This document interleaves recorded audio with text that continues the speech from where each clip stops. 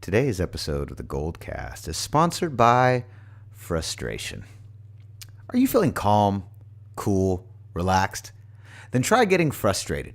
The easiest way to do it is to watch every game of the 49ers 2017 football campaign. It will get you frustrated in a hurry. Now, Raymond, before we get started, why don't you let them know where can they find us?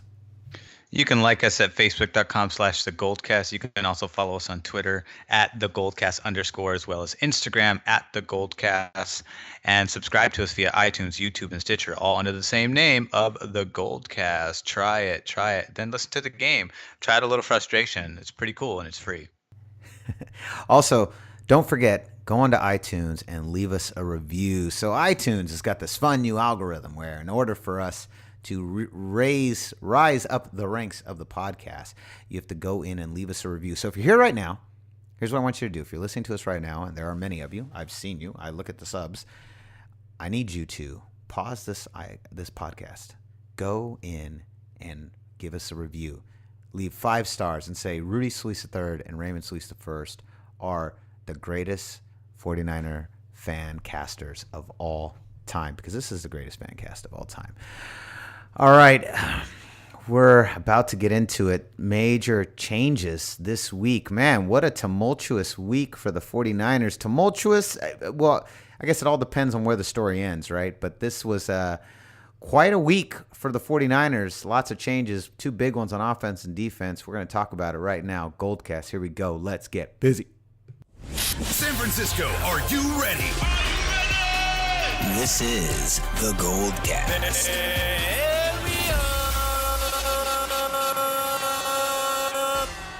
Boom! Welcome to another edition of the Goldcast. We are the voice of the faithful. I'm your host, Rudy Solis III, and with me is my brother, my co-host, Raymond Solis I, baby. Boom! Welcome back. It's the Goldcast. If you're listening to the Goldcast right now, you're like us. You're one of the San Francisco homers. You're one of the San Francisco diehards. You believe you were there for the 49er dynasty. You were there for the San Francisco Giants dynasty. You are there for the beginning of the Golden State Warriors dynasty. Welcome to the Goldcast. Here we go. Let's get busy. Ray. Man, okay, so let me tell you about my morning, Raymond Solis I. So my morning begins. I am 30 minutes late to this morning meeting. Actually, it was an hour late. The morning meeting started at 9:30. I showed up at 10:30. That's an hour late. And of course, I was positive. I was absolutely convinced that today would be the day that the 49ers would win their first game, and I wouldn't be there to see it. I watched a ton of highlights. Obviously, I'm going to be able to see it. I will see the game in whole. We're recording this on Sunday night, October 15th, so I will probably check it out tomorrow. But I was not able to see the game. But I saw the highlights. I watched on Bleacher Report literally the entire game, basically watched it on Twitter. They finally made the move. Ray, you called it. You called it. Week 6. I'm going to give the mic up to you, Ray. Once again, you called it. You said, beginning of the season, we just had this conversation. When does CJ Beathard get here?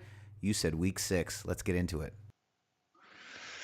Well, once again, Hoyer's struggling. He just can't seem to handle any pressure in the pocket, and the greatest quarterbacks, even the serviceable quarterbacks, which is what Hoyer has been for a majority of his career, is your ability to handle pressure and stay poised in the pocket, even at a marginal level. Because we've seen Hoyer play good. His best game was against the Rams, and he hasn't been able to duplicate that at all. He's had flashes here and there, but his most consistent effort was against LA, and that was a terrific game. If it wasn't for his earlier interception, we obviously would have won that. So 1 or 2 plays, and we are 5-1. I mean, that's the positive takeaway that I see. Another positive takeaway is obviously CJ Beathard getting his first start, which was something that I thought was going to come either because Hoyer was playing badly or because Hoyer was going to get injured because he's not a very durable player. He hasn't been. He's been injured most of his career.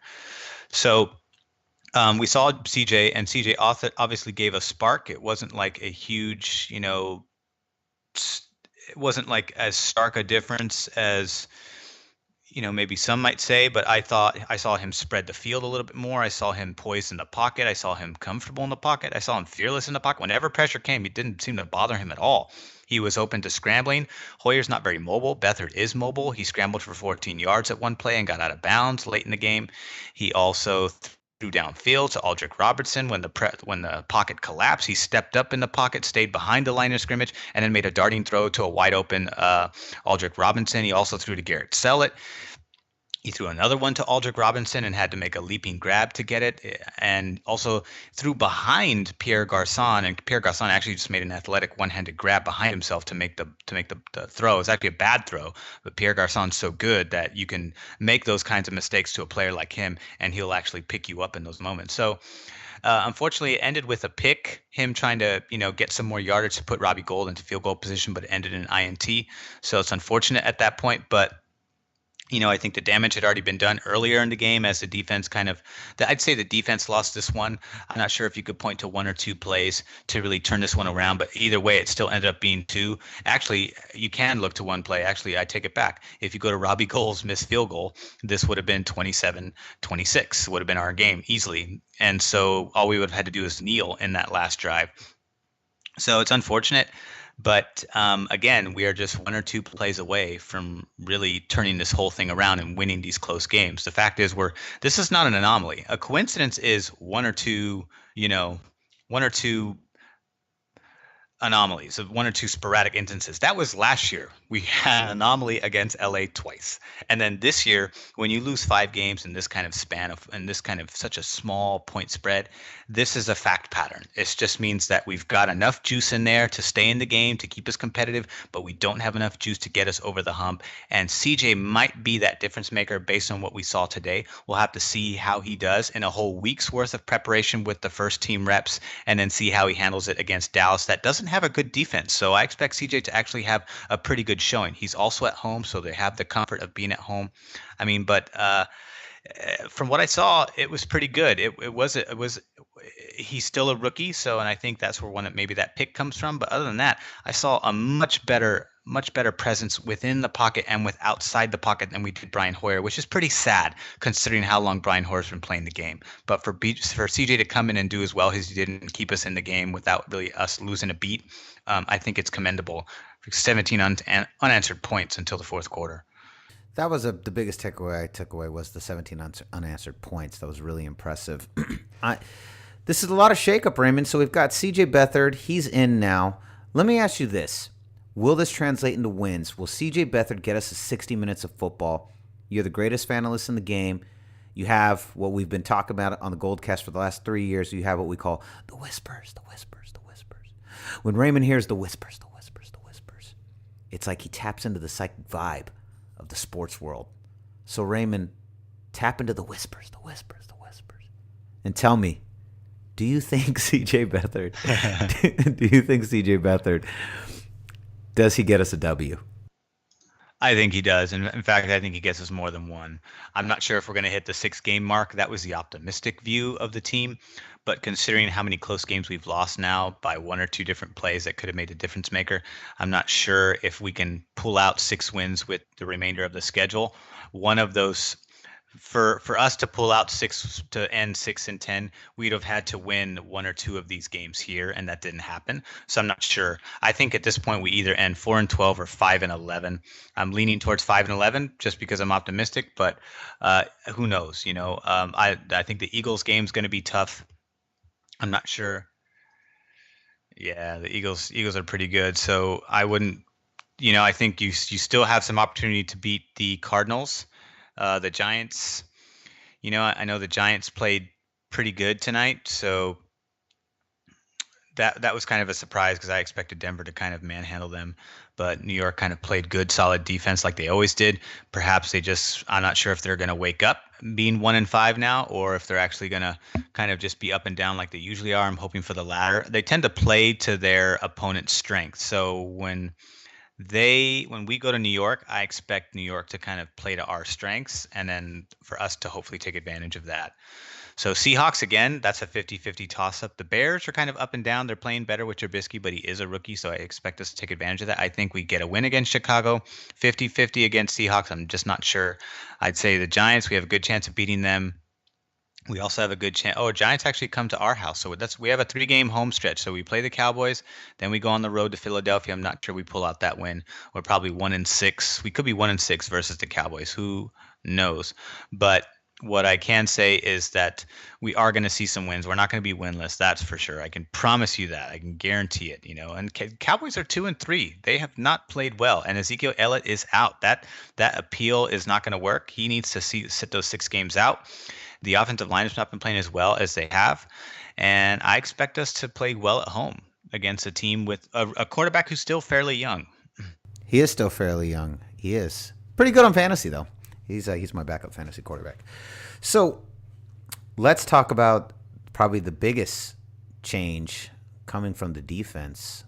Navarro Bowman requested his release, and he was released. He left.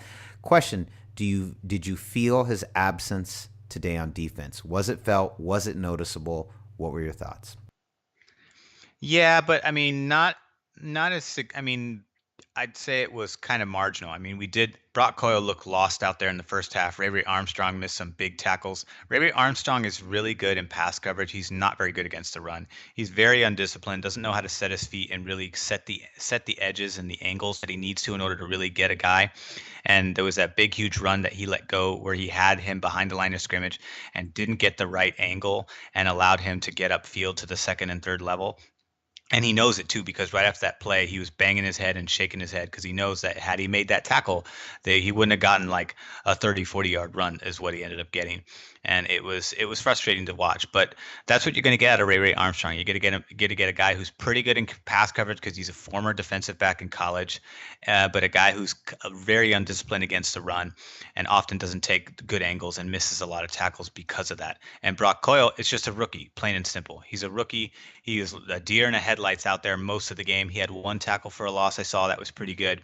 So if he can kind of build upon little things like that and, create a little compound effect of positive plays like that for the defense, then, hopefully he can get good. I'm not sure what the Niners see in him yet, just because I haven't seen a lot of tape of this guy. So I'm not saying that he sucks. I'm just saying I don't know him. He's an unknown. And when he was out there, there was a clear difference between how he's able to read the field versus Bowman, who has clearly lost a step in his ability to cover players, but is still pretty good against the run. Although even this year, he just didn't look as sure as he always had. Even his tackling ability took a step back this season. His speed was clearly diminished, but even his tackling ability, because of that speed, he wasn't able to get the same angles that he used to get. And because he's got, his legs are sensitive now, he can't cut and turn and get to his spot fast enough the way he used to. Whereas Brock Coyle was just kind of all over the place. Do I cover this guy? I saw him get busted coverage. I saw him take bad angles. So he has a lot of work to do, and I just don't know if he's going to turn out to be good. I just don't know. Guys like Patrick Willis and Navarro Bowman, those were guys that were good out the gate and remained that way. With the exception of Bowman, who's been succumbed to injuries. Unfortunately, it hasn't necessarily been him regressing; just succumbed to injuries. Same with Patrick Willis. He had a nagging foot injury that he just couldn't overcome, and he had to call it quits because of it. But, same thing. Joey Bosa is the same guy. Great out the gate, and he's been good ever since. So some guys can develop into good players. I don't know if Brock Coyle is that guy. We'll just have to wait and see. We will have to wait and see. Bowman, this guy, I remember the NFC Championship in Seattle Seahawks. Was it interception or was it a strip fumble? When they literally tore his ACL right out of his body. It was like Predator. They just ripped it right out of his leg. Remember the play? They fell on him and his leg. It was terrible. Was it a fumble or was it an interception? I can't remember. I think it was a fumble. That's actually one of his most memorable plays. He also had the pick at the stick. Remember, he had pick at the stick. Yeah, the final game against Atlanta. Yeah, the pick of the stick. I love Navarro Bowman. I mean, I love Patrick Willis too. Navarro Bowman was kind of like the he was like the Robin to Patrick Willis's Batman. He was like they're very comparable in size, speed, athleticism. They're both amazing against the run, really good in pass coverage because of their speed. You had two middle linebackers that could cover and cover the pass and cover the run, which is the greatest you can possibly get.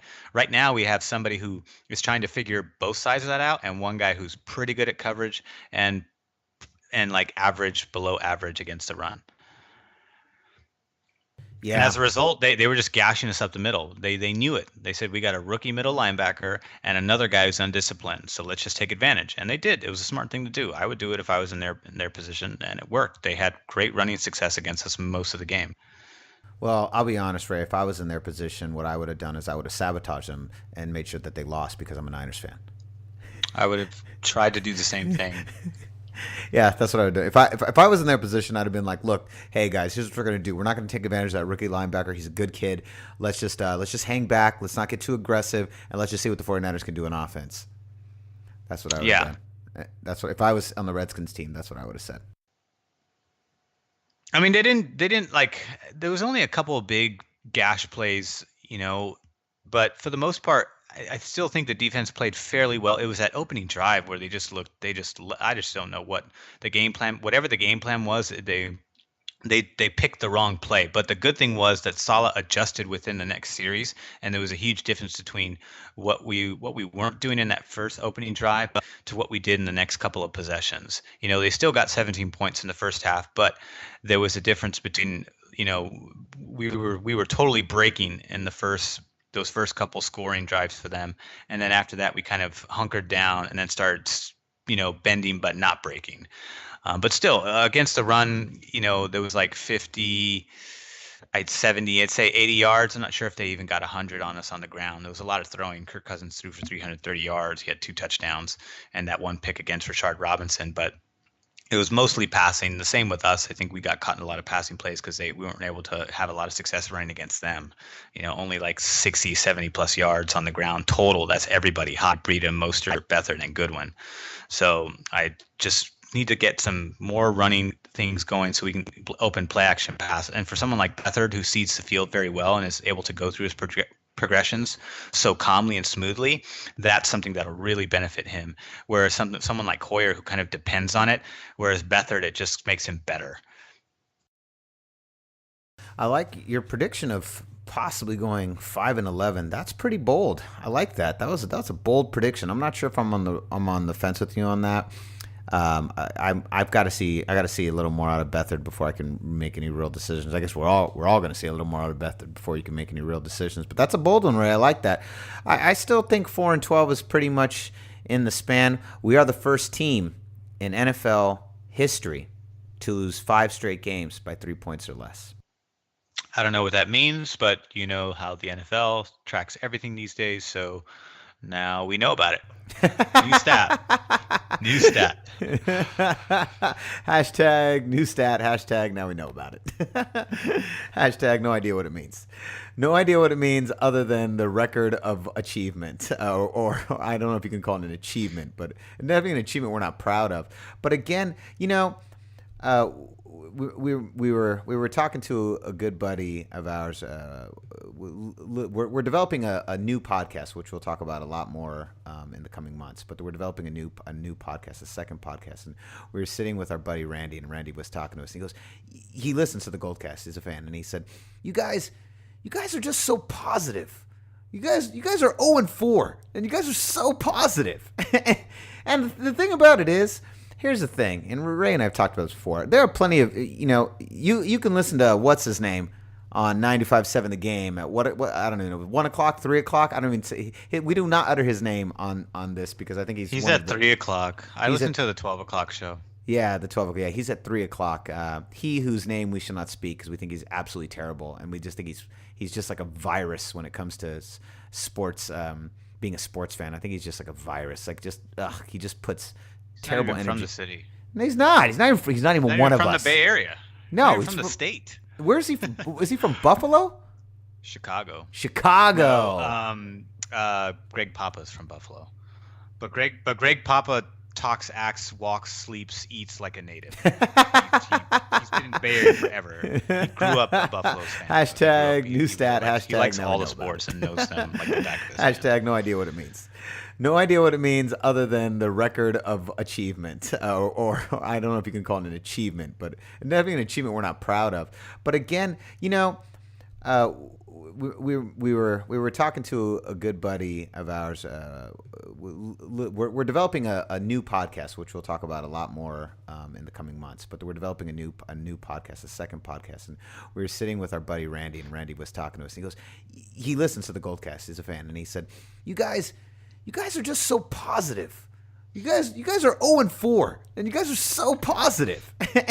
And the thing about it is, here's the thing, and Ray and I have talked about this before. There are plenty of, you can listen to what's his name on 95.7 The Game at what I don't even know, 1 o'clock, 3 o'clock. I don't even say, we do not utter his name on this because I think there's no one better than him. Actually, there's nobody that's better. And here's the great thing about him: he covers the Giants on NBC, CSN. He also covers the Warriors, the post game show of the Warriors, the post game show of the Giants. He covers he's the commentator for the Raiders. He used to be the A's way back in the day. He's not even one of us. So he's done it all, and he covers the Niners on his show. Is he from Buffalo? On a daily basis, Chicago. with Bill Romanowski and Lorenzo Neal. Yeah, and so just kind of circling all this back in, the reason I was talking about that is because I think if you look at this team, that stat, I'll tell you what that stat says, Raymond. That one stat says, first team to lose 5 games or 4 straight games, right? I think it was 4 straight games. I don't remember. I'm losing count. By 3 or less points. What it says is that we're in the hunt. We talked about this before. Chip Kelly could only give you 30 minutes of football. Tom Sula could barely even give you that. It was barely could even give you that. But we're in every one of these games. We're right in there. And I think if you look at this team, and if you're watching the 49ers for the last 3 years, if you've been watching as closely as we have, you will agree, and you have to see the difference. We have one of our cousins is a diehard Niners fan, and he just bashes on this team all the time. All he sees is loss. And I'm telling you, he's right a pessimist. He's the exact opposite, which is why he's not on the show. We love him, but you can't be on the show with that attitude. You can't be on the show with that attitude because this is not the same team. It is so frustrating. Loss after loss after loss, but this is not the same team. It's not the same players. It's not the same coaches. We're playing 55 minutes of football. We're in every single one of these games. It's coming down to the wire, and just a couple things aren't breaking our way. And because we're just 1 or 2 players shy of really putting this thing together, that's where we're at. Once that happens, we're going to win. And next season's going to be a lot better. I really believe that. This is just the growing pains. The Los Angeles Rams are seeing success early. Their team was a little bit put together. They were a little bit further. They've also got a quarterback that's much more competent. We'll see what Beathard does. Maybe Beathard can turn the boat around and get us 4 to 5 wins. That'd be great. I'd be really happy if that's what occurred going on. Dallas is ripe. You said they're definitely ripe. If there's any opportunity to get them, it's at home. And I believe the Niners can do it. We're going to talk a little bit about that in a second, but this is just not the same team. And we have a large enough sample size to see that this team, there's a lot of potential in the 49ers, a lot of potential in what they do, and there's a lot of opportunity here to make something happen. So keep the faith. Stay faithful. Stay faithful. Raymond. Stay faithful. Stay faithful. Hey, just fucking listen to me, motherfucker. Just stay fucking faithful. Trust me, we're gonna have us some fun soon. It's gonna get better. Hang in there. Yeah, hang in there. It's almost. We're almost there. Now, Ray, this Tuesday, the start of the NBA season, it's back. It's been gone for 20 minutes. Basketball, literally, they take a 20. Okay, here's the thing. So, championship glory, revenge. We exact our revenge. We destroy the Cleveland Cavaliers. I love it. It's amazing. We destroy them. Cleveland Cavaliers, done.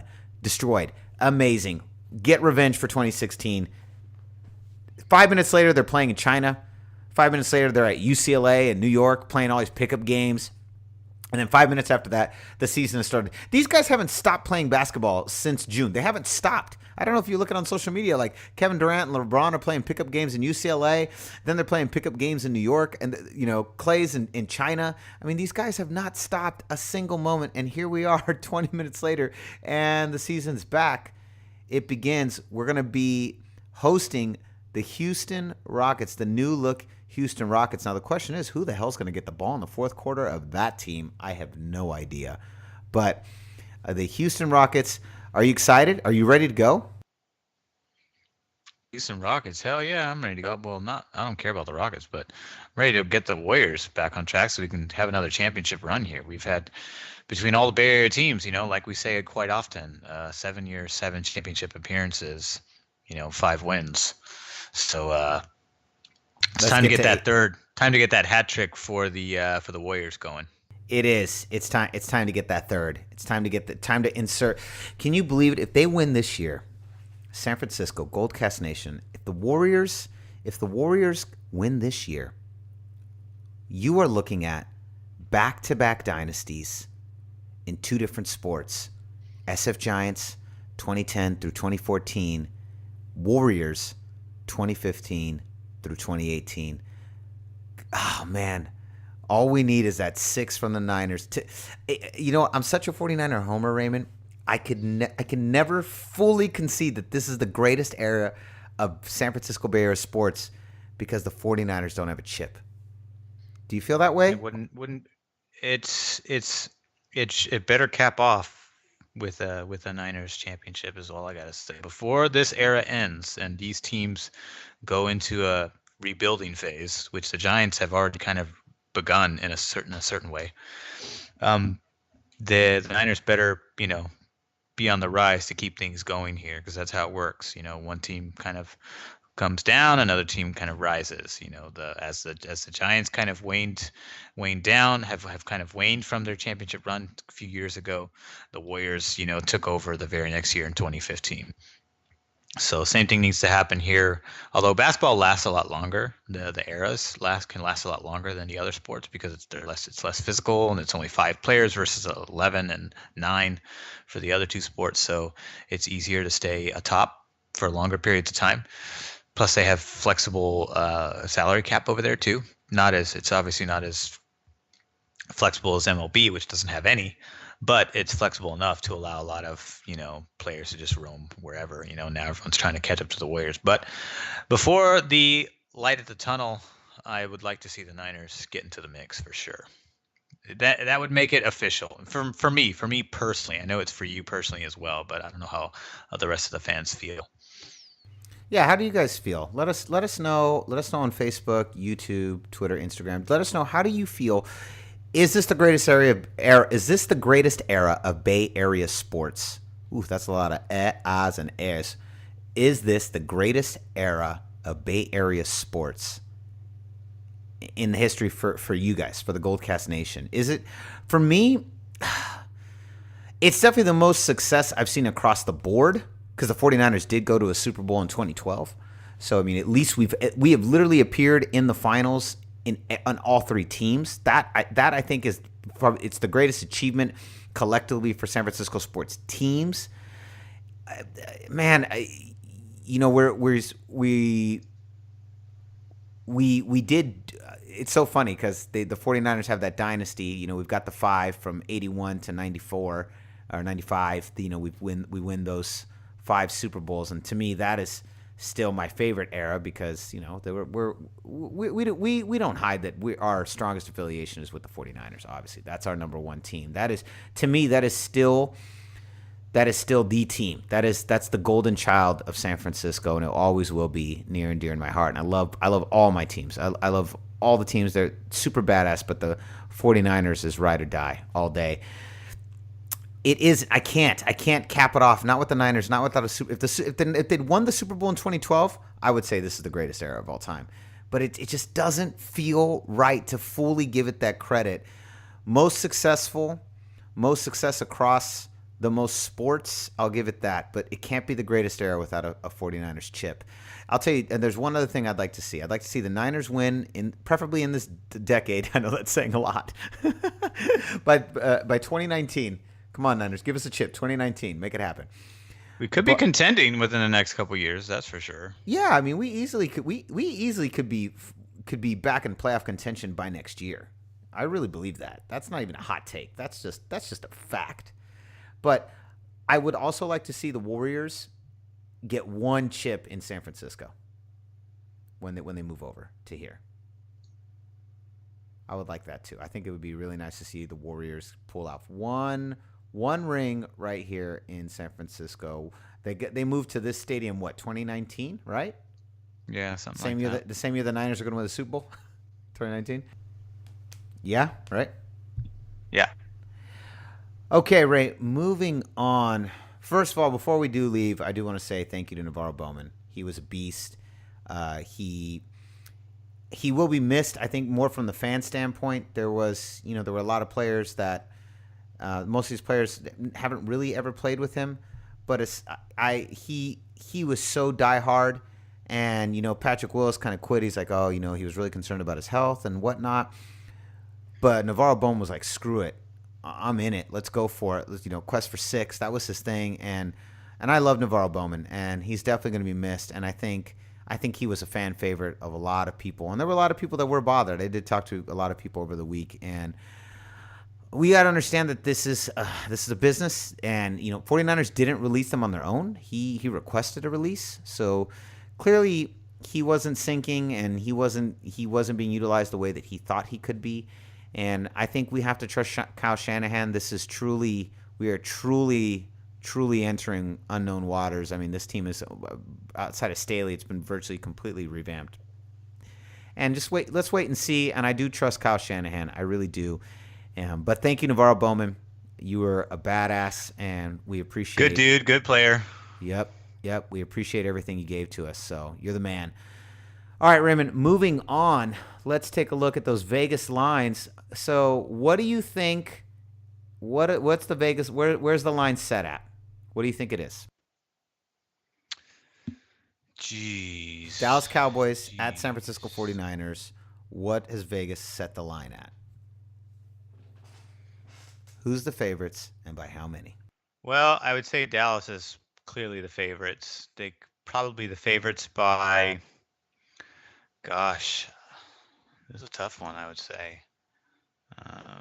Remember, Washington was favored by 10, and we destroyed that line. We destroyed it. It was we lost by 2.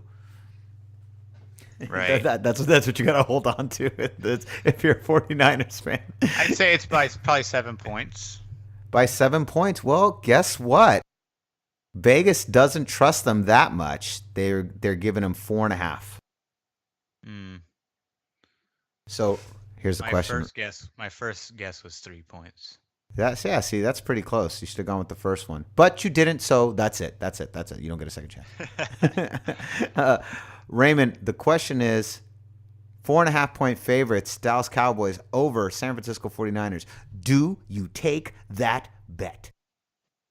I'm going to say no. I think we win at home, and Dallas falls to 2-4. We rise to 1-6. All right, Raymond is calling the victory. CJ Beathard is leading us. CJ Beathard, CJB, CJ Beathard. He says he's going to lead us to the promised land. Well, we're going to find out. I'm pumped. I hope it happens. Raymond, where can they find you? You can find me on Twitter at Ray Solis, as well as Instagram at Ray Solis1. Boom. You can find me on Instagram and Twitter at Rudy Solis 3rd, Rudy Solis 3RD. So concludes another edition of the Goldcast. We are the voice of the faithful. I'm your host, Rudy Solis 3rd, and with me is my brother, my co-host, Raymond Solis the first, baby. Boom! We'll see you next time.